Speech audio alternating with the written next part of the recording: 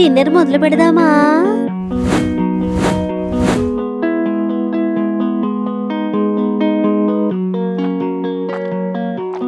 నాటి ఎక్కడా?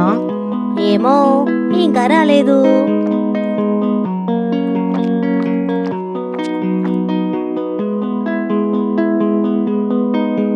ఏంటే ఆ స్టామినా?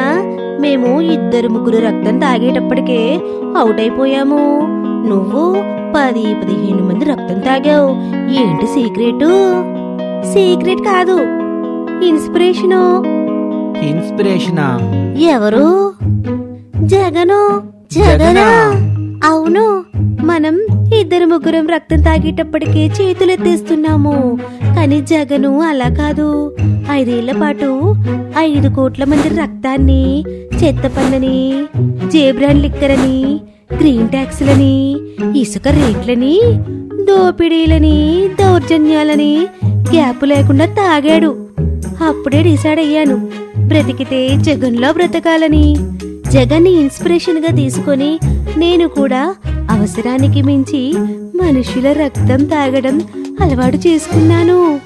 ఇప్పుడు జగన్ గురించి మాట్లాడుతుంటే నాకు మళ్ళీ ఇన్స్పిరేషన్ వస్తుంది. మళ్ళీ మా జగనన్నలా జనం రక్తం తాగాలనిపిస్తుంది.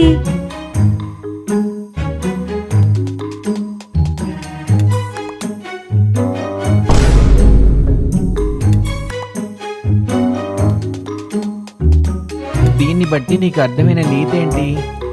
జగన్ లాంటి క్రిమినల్ ని ఇన్స్పిరేషన్ గా తీసుకుంటే అర్ధాంతరంగా పోతామని.